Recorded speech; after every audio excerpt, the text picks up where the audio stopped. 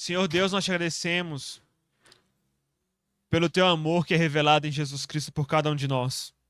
Nós te agradecemos, Senhor Jesus Cristo, pela manifestação do teu poder, porque o Senhor se manifestou com poder e graça para nos libertar, para nos alcançar, para nos salvar. Tu és o Deus incansável que vem em nosso favor. Muito obrigado, Senhor, que nós possamos seguir adiante de Ti. Em nome de Jesus, amém. Amém, meus irmãos. O Evangelho de Marcos tem uma apresentação tanto quanto especial sobre Jesus. Existem alguns autores que dizem que se você quer entender como compreender a forma como cada um dos 4 evangelhos apresenta a forma de quem é a resposta para a pergunta quem é Jesus, você pode encontrar nas primeiras linhas dos evangelhos. Por exemplo, se você olhar para o Evangelho de Mateus, você vai entender que Jesus é aquele que cura as pessoas e ensina. Você vai perceber esse padrão no Evangelho de Mateus. No Evangelho de Lucas, nós percebemos que Jesus é aquele que, pelo primeiro ato que ele faz na pregação que ele tem diante da sinagoga em Nazaré, ele leva a mensagem para os pobres e oprimidos, fazendo referência a Isaías capítulo 60. Então nós temos a ênfase de Lucas no ministério de Jesus aos pobres e daquelas pessoas que mais precisavam. No Evangelho de João, nós podemos observar a ênfase ainda nas primeiras páginas, nos primeiros afazeres de Jesus, no evento de Jesus naquele casamento em Caná, onde Jesus ele transforma a água em vinho e ele é descrito como aquela pessoa que é ainda muito superior a tudo que existia antes. Mas no Evangelho de Marcos, a descrição que nós temos de Jesus é aquele que confronta e vence o império das trevas, aquele que exerce seu poder por meio de curas e exorcismos, e nós ouvimos na boca do próprio espírito impuro para esse Jesus: você veio para nos destruir. Ali nós observamos uma descrição de quem é Jesus conforme o Evangelho de Marcos. Uma vez um amigo ficou um tanto quanto chocado com essa minha frase, mas o Evangelho de Marcos demonstra, acima de tudo, uma das características da cristologia de Marcos é que Jesus era um grande exorcista. Isso é um pouco chocante, mas é assim que Marcos quer demonstrar Jesus para nós, amém? Meus irmãos, o nome dessa mensagem de hoje é O Agitado Dia de Jesus em Cafarnaum. Por isso, hoje eu voltei um pouco mais à nossa leitura usual do lecionário, que começaria no capítulo 20, no versículo 29, voltei até onde o nosso dia de hoje começa, para poder demonstrar o quanto um dia pode ser agitado. Meus irmãos, eu gostaria de começar com uma pergunta. Vocês conhecem alguém que tem uma vida muito agitada? Eu tenho um amigo. Esse amigo, meus irmãos, parece que o dia dele, quando ele vai contar as coisas que ele faz em 24 horas, parece que tem muito mais que 24 horas, não é mesmo? Ele é uma pessoa que é capaz de ir para uma cidade extremamente distante para ajudar essa pessoa a fazer uma mudança ou lidar com qualquer outro problema. E no mesmo dia ele é capaz de ir para um casamento e depois para um chá de fraldas. E se possível ele ainda vai resolver acudir a vida de algum irmão. Isso é uma vida muito distante. E para muitas pessoas isso é muito agitada. Para muitas pessoas isso é um enorme desafio. Para mim é muito desafiador ser alguém que está presente em todos os lugares, em todos os momentos, mas tem quem consiga ter uma vida tão agitada assim. E Jesus era uma pessoa dessa forma também. Um dia para Jesus era extremamente agitado. Jesus era uma dessas pessoas que conseguia ter um dia muito agitado. Com certeza, os primeiros discípulos de Jesus, eles devem ter ficado muito surpresos com o tanto de coisas que conseguem acontecer ficando apenas um dia ao lado de Jesus. Um dia extremamente agitado e conturbado do lado dessa pessoa. O Evangelho de Marcos, na nossa leitura de hoje, nos apresenta Jesus a partir do versículo 16, caminhando junto ao mar da Galileia e chamando 4 pessoas para seguirem-no. Jesus diz no versículo 17: venham comigo e eu farei de vocês pescadores de gente. É o que Jesus diz a eles. E então esses homens, sem nem pestanejar, seguem a Jesus. Marcos não nos dá nenhuma dica de que um novo dia se iniciou depois do chamado desses discípulos. E Jesus e seus discípulos, conforme nos é dito no Evangelho de Marcos, eles vão para Cafarnaum. E assim o dia de Jesus em Cafarnaum se inicia. Jesus entra em uma sinagoga e passava a ensinar todas as pessoas que estavam ali em Cafarnaum, naquela sinagoga. E todos se maravilhavam com o ensino de Jesus. Porém, por mais que o ensino de Jesus fosse muito interessante, Marcos aparentemente não estava nem um pouco interessado em nos transmitir o que Jesus estava ensinando para aquelas pessoas. Ele não queria transmitir o que Jesus ensinava. Marcos quer nos transmitir a reação que as pessoas que estavam ali naquela sinagoga tinham ao estarem presentes adiante do ensino de Jesus. A comparação era inevitável. Jesus ensinava como alguém que tinha autoridade, totalmente diferente dos escribas que eles estavam acostumados até então. Jesus causou uma impressão diferente naquelas pessoas. E enquanto Jesus ensinava, todas as pessoas se maravilhavam. Até que apareceu na sinagoga um homem possuído por um espírito impuro. O que você quer conosco, Jesus Nazareno? Você veio para nos destruir? Sei muito bem quem você é, o Santo de Deus. O espírito imundo grita isso para Jesus. O espírito impuro está aterrorizado com o advento de Jesus. Ele foi totalmente surpreendido com a presença de Jesus ali.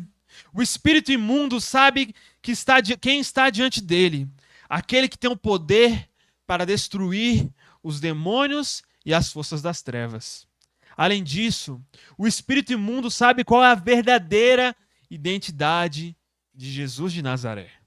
E é uma tentativa desesperada de não ser destruído, de sobreviver. O espírito imundo tenta utilizar o conhecimento que ele tem do nome de Jesus para poder vencê-lo. Isso tudo, meus irmãos, pode parecer muito estranho para nós, mas vem de uma crença muito antiga que as pessoas tinham que você poderia vencer um espírito maligno ou qualquer outro espírito do mundo espiritual conhecendo o nome e a identidade dele. O espírito imundo sabia quem era Jesus. E ele queria utilizar o nome de Jesus para vencê-lo. Porém, o espírito imundo tenta fazer isso, mas ele não consegue. Na verdade, ele até fala o nome de Jesus. O espírito imundo fala para que todos que estão presentes naquela sinagoga possam ouvir e entender qual é a verdadeira identidade de Jesus. Mas Jesus, por mais estranho que pareça, no Evangelho de Marcos, ao contrário de todos os outros evangelhos, ao contrário de tudo que a gente pode esperar de alguém que é o Messias, o Cristo, e quer divulgar a sua fama, e quer que todas as pessoas saibam que ele é o Cristo, Jesus, no Evangelho de Marcos, quer que a identidade dele permaneça em segredo. E o espírito impuro está querendo falar para que todos possam ouvir quem é Jesus. Muitos se perguntam por quê? Por que somente no Evangelho de Marcos Jesus quer que a sua identidade permaneça em segredo?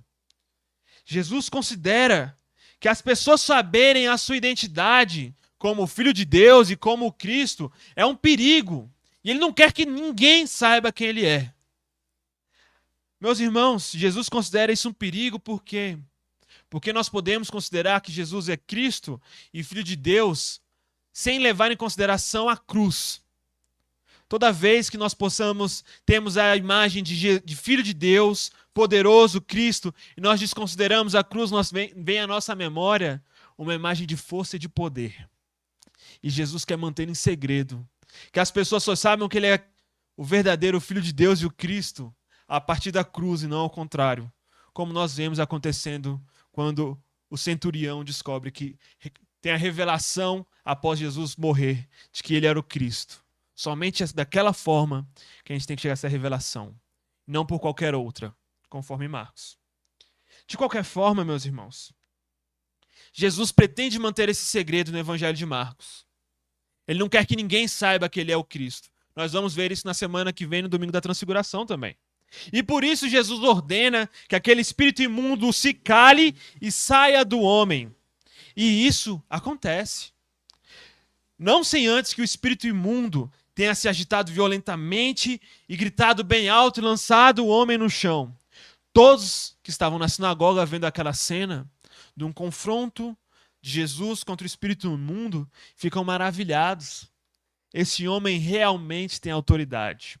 Os espíritos imundos o obedecem. A fama de Jesus, então, como acaba a nossa perícope até então, começa a se espalhar por toda a região, e não somente em Cafarnaum, mas em toda a Galileia.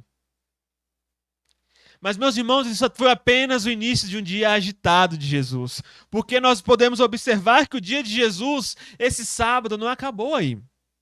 Jesus ensinou, exorcizou, tudo isso como uma demonstração do seu confronto contra o reino das trevas que se estava iniciando por meio do seu ministério, mas o dia de Jesus estava apenas começando. Jesus poderia ter continuado na sinagoga. Ali, ele estava sendo admirado pelas pessoas, não é mesmo? Ali as pessoas sabiam que ele era alguém poderoso. Ele estava se tornando alguém famoso. Isso seria totalmente ideal para qualquer um que desejasse, conforme nós imaginamos, fazer com que as pessoas acreditassem em si e o seguissem, não é mesmo? Mas Jesus não queria isso naquele momento. Aquele não era o momento. E Jesus não queria que as pessoas soubessem quem ele realmente era, pelo menos durante o seu ministério. Jesus, como Marcos nos diz, não tem a intenção de permanecer na sinagoga para simplesmente ser bajulado pelas pessoas. E por isso, Jesus vai embora da sinagoga. Jesus, acompanhado dos seus discípulos, vai para a casa de Simão e André. E Jesus, a gente pode imaginar, depois de um momento de culto de manhã, matinal, ele poderia querer algum descanso, andando à beira do mar, chamando pessoas para segui-lo, indo para uma sinagoga para ensinar, tendo um confronto desgastante contra o espírito impuro. Mas não, Jesus não tem nenhum descanso.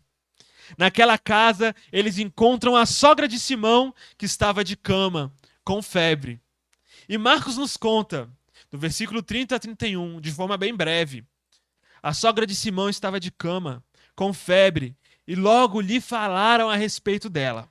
Então Jesus aproximou-se, tomou-a pela mão e a levantou. A febre a deixou e ela começou a servi-los. Poucos versos, meus irmãos. O problema surge, alguém pede auxílio, Jesus prontamente vai e o problema está resolvido.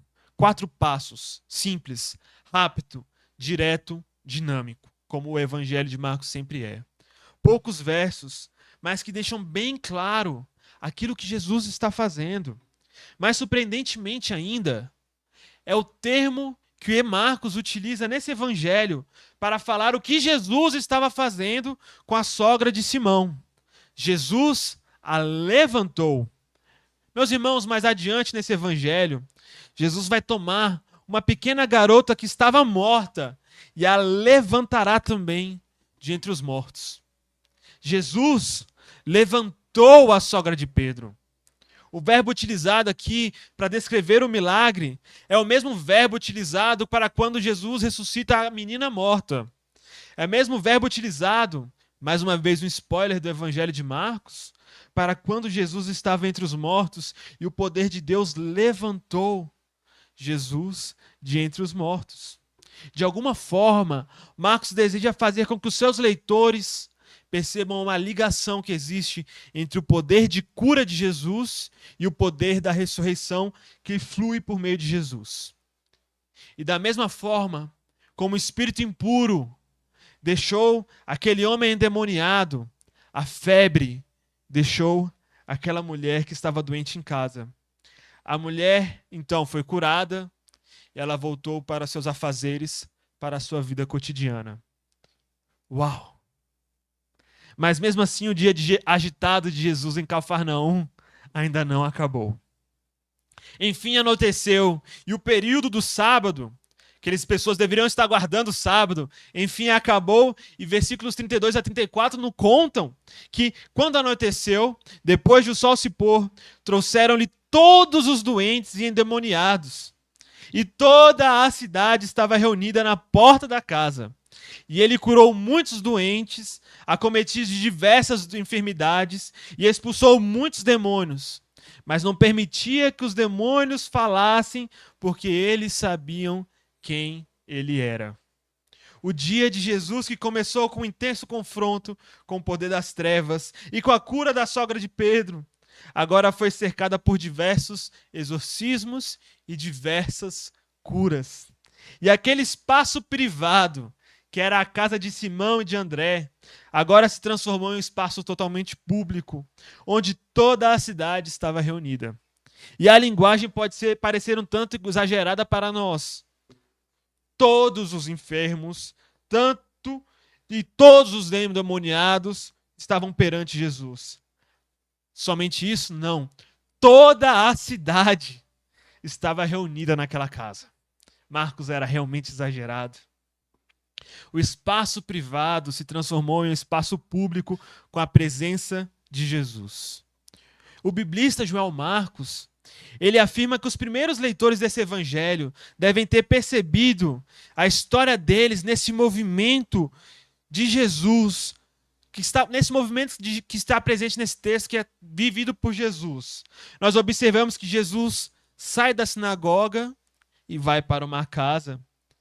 E assim como o poder de Deus se manifestou na sinagoga, o poder de Deus se manifestou em uma casa. E da mesma forma como o poder de Jesus se manifestou na casa de Simão e de André, o poder de Jesus agora se manifestava na casa das primeiras comunidades para o qual o evangelho de Marcos foi enviado. E dessa forma, meus irmãos, durante o ministério, Jesus manifestou seu poder em casas. Após a ida de Jesus, Jesus continuou manifestando seu poder em casas, em igrejas e em todos os lugares. E naquele dia, Jesus continuou tendo confronto com o poder das trevas.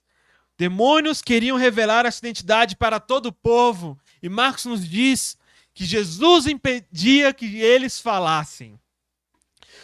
Jesus queria manter o segredo sobre quem ele era. Se as pessoas ouvissem os demônios e soubessem que elas estavam diante do Cristo, do Filho de Deus, que essa pessoa era Jesus, elas provavelmente iriam divorciar a realidade da cruz, da realidade de quem é Jesus, e elas estariam adorando a Deus de forma errada. Um spoiler, coisa que os discípulos farão no Evangelho de Marcos. Elas buscariam um triunfo do Filho de Deus, não a vergonha da cruz. E por isso Jesus nunca aceitou que os demônios proclamassem quem ele era. E por isso que no futuro, no domingo da transfiguração, depois dos discípulos saberem quem Jesus é, Jesus fala, mantenham segredo. E eles ficam com raiva de Jesus por causa disso. Meus irmãos, o dia em Cafarnaum foi muito agitado, cansativo. Jesus reuniu seus discípulos, ensinou, exorcizou, curou. Tantas coisas que podem acontecer em um dia. Eu imagino que o leitor que estava aqui de pé, lendo esse texto, ficou cansado de tanta ação. É difícil até mesmo concatenar tudo isso e fazer com que tudo isso faça sentido. Mas isso é apenas um dia da história de Jesus. Nós podemos imaginar, então, que Jesus estava precisando de um tempo de descanso, não é mesmo? Quem não se cansaria com tanta agitação? Mas como nos diz o profeta Isaías, ele, Deus, é aquele que fortalece o cansado e multiplica as forças dos que não têm nenhum vigor. Os jovens se cansam e se fadigam, e os moços exaustos caem. Mas aqueles que esperam no Senhor renovam as suas forças, sobem com asas como águia, correm e não se cansam, caminham e não se fadigam. Meus irmãos, Jesus é aquele que espera no Senhor. Em Marcos, Jesus é o incansável. E após esse dia tão agitado, ao invés de descansar, Jesus sai para o deserto de madrugada, no momento em que eles deveriam estar dormindo. Ele está orando. mas o tempo de oração de Jesus é interrompido pelos discípulos. E como Simão diz, enquanto Jesus estava buscando Deus, todas as pessoas estavam buscando Jesus. Mas todos estavam buscando Jesus não por aquilo que viria a ser a cruz, mas por a expectativa que eles tinham do que Jesus poderia ser. Eles queriam que Jesus continuasse, permanecesse ali, com a população de Cafarnaum. Para os discípulos, Jesus estava perdendo uma oportunidade única de poder mostrar o poderoso milagreiro que ele era, de poder mostrar que ele poderia fazer milagres e conquistar cada vez mais fama e influenciar cada vez mais pessoas. Mas Jesus, ele sabia que não deveria ser isso. Ele vai para o deserto e mais uma vez no deserto, enquanto ele orava, Jesus foi tentado mais uma vez. Dessa vez não por Satanás, mas pelos seus novos discípulos. E a tentação era de permanecer naquela cidade e viver uma vida de fama. Mas após orar, Jesus sabia que a vontade de Deus para ele era a outra. Por mais que ele pudesse permanecer ali e pudesse realmente gerar muitos frutos, Jesus sabe que seu ministério deve continuar. E ele afirma no versículo 38, vamos a outros lugares, aos povoados vizinhos, a fim de que eu pregue também ali, pois foi para isso que eu vim. O ministério de Jesus deve continuar em outros lugares e deve caminhar de lugar em lugar para buscar mais e mais pessoas. O papel de Jesus não era o de ficar famoso, mas o de servir aqueles que precisassem, libertar aqueles que eram cativos. E por fim, Jesus continua a sua jornada por outras cidades. E Marcos, no versículo 39, nosso último versículo, resume uma espécie de sumário tudo aquilo que Jesus fez. Então ele foi por toda a Galileia, pregando nas sinagogas deles e expulsando os demônios. Esse é um resumo do ministério de Jesus até então. Jesus foi para fazer em outras cidades o que ele havia feito em Cafarnaum. E, meus irmãos, esse foi apenas um dia muito agitado de Jesus. Caminhar ao lado de Jesus pode ser muito cansativo, meus irmãos. Esse dia de Jesus em Cafarnaum é apenas um dentre muitos outros dias com o qual nós talvez nem tenhamos acesso. Nós não temos conhecimento de quantos dias mais Jesus teve. O dia de Jesus é cansativo, mas Jesus é aquele que é incansável. E aqueles que esperam no Senhor, meus irmãos, como nos diz o profeta Isaías, também se tornarão incansáveis, pois é Deus quem renova as nossas forças. O nosso Deus, Jesus, é aquele que é incansável. E por isso, Ele não vai desistir de vir até nós e fazer com que o impossível aconteça em nossas vidas. Amém? Amém, meus irmãos? Nesse momento, gostaria de convidar todos vocês para curvar nossas cabeças, para que nós possamos fazer uma oração. Senhor Deus, nós te agradecemos, porque Tu és o Deus incansável. Tu és o Deus de poder. Tu és o Deus de misericórdia e Tu se revelou a nós, Pai. Tu se manifestou em nosso meio. Muito obrigado, Senhor, por isso. Muito obrigado, Senhor, pela Tua manifestação, por Sua vinda, pelo Senhor se fazer presente em nosso meio. Senhor, que nós possamos renovar as nossas forças em Ti. Que nós possamos, Pai amado, ter uma vida de manifestação das obras do Teu reino. Que nós possamos viver aquilo que Tu viveu, Senhor. Pai amado, nós oramos em nome de Teu Filho amado Jesus. Que nós possamos experimentar os frutos do reino de Deus hoje em nossa vida. Em nome de Jesus. Amém.